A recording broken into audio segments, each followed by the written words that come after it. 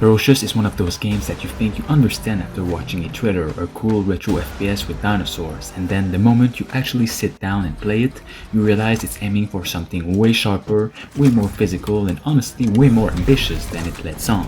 I've been playing the full game early, and I can say without exaggeration that it's actually harder than I expected. It's brutal, fast, punchy, the world looks and feels amazing, and it feels like it was designed by someone who really understands why old school shooters worked, but also what they were missing. The first thing that really surprised me is how tactile everything feels. Guns in Crysis don't just fire, they crack, they slam, they push back. There's this gritty way to every shot that makes firefight feels messy in a good way.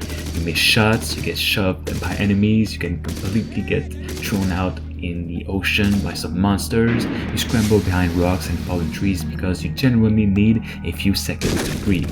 And the dinosaurs themselves, they aren't treated like gimmicks or props. They feel like wild, unpredictable animals that can tear you apart in seconds if you slip. When one charges, you feel it. The screen shake, the sound designs, the animation timing, it all lands really well. What I didn't expect was how atmospheric the game is. The island itself has this almost Far Cry 1 meets Crysis vibe, with like King Kong, the old King Kong movie, which I absolutely loved. You've got misty coastlines, thick jungles, giant insects, abandoned research stations buried under vines, old military structures sinking into the ground. The visual direction is honestly gorgeous, but not in a really weird AAA way.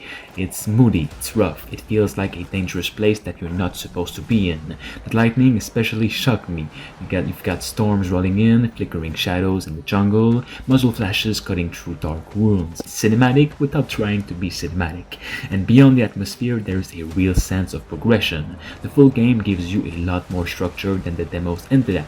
There are survivors to find, clues to follow, weird experiments to uncover, and more environmental storytelling than I expected. You can find notes, audio logs, little details scattered around the island that actually push you to explore instead of just running from fight to fight.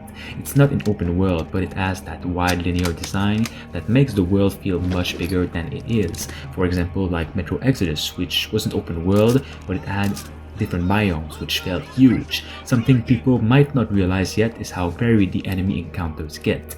The dinosaurs are the allies, but you'll also be fighting mercenaries, mutated creatures, and these really aggressive hybrid enemies that behave nothing like human AI. Some of them flank, some of them rush, some of them bait you into tight spaces where they know they have the advantage. And the game does this thing where it never lets you fully settle.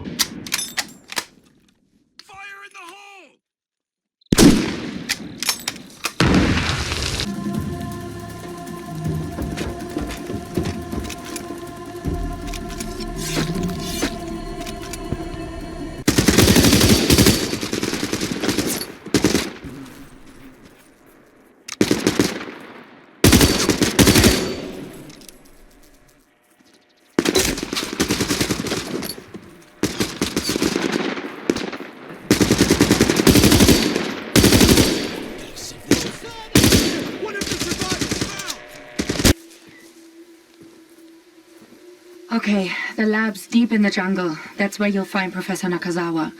He's one of the few people that actually know how to get out of here. Well, if I can't find him, I'm just shooting my way back to the coast.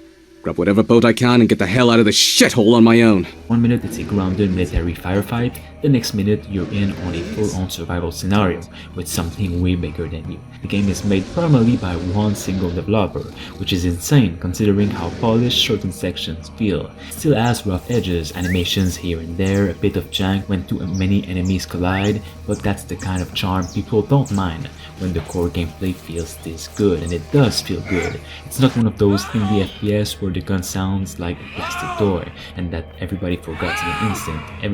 Everything here has punch. What honestly won me over is the pacing. Crysis doesn't waste your time. Every new area gives you a reason to stop and look around. Every fight ramps up in a way that feels designed, not random. There are moments where the game slows down and lets you soak in the environment. and then it slams you with something vicious right after. It has that rhythm that great action shooters have, the rhythm that keeps you hooked because you never know what's around the next corner. And if you're someone who grew up playing games like Turok, Far Cry 1, Crysis, or even the classic Call of Duty campaigns, this is going to scratch an itch that modern shooters don't really scratch anymore. There's no filler, no bloated open world checklist, no forced live service systems and all that. It's just pure, focused, and crafted chaos. And the fact that this is coming from an indie dev honestly makes it even better. Games like this only exist because someone out there genuinely loves the genre and wants to push it forward, not because a boardroom decided it would be profitable. He wanted to make a King Kong game of the movie again, and this is what he did. So if you're watching this near release, Ferocious drops on December 4th, and I genuinely think it's worth keeping an eye on. I think it'll be released by the time of this video. So especially if you've been craving a shooter with actual bite, you have to check this out. I've been impressed by how much personality and confidence the full game has. It's rough where it needs to be rough, beautiful where it needs to be beautiful, and aggressive in all the right ways. For players tired of safe, predictable AAA shooters, this is the kind of game that reminds you what raw, grounded, violent first-person combat is supposed to feel like. And having played the full thing early, I can confidently say that it delivers far more than you think, especially if you only saw the trailers. And honestly, after finishing my early playthrough, what stands out most is how, again, confident this game feels. There's no identity crisis here, no trying to be everything at once, no weird system pulling the experience in 10 different directions. Ferocious knows exactly what it's want to be, a tight, vicious, atmospheric shooter, and it commits to that fully. That clarity alone is refreshing in 2025, and I think that's why it's the perfect game to jump into right now. It's releasing at a moment when players are desperate for shooters that actually feel like shooters again. Games built around tension, surprise, and raw mechanical satisfaction, not endless progression systems or checklists. Ferocious comes in with the kind of energy that says, here's a world worth getting lost in, here's combat that forces you to stay alert, here's a game made by someone who actually cares.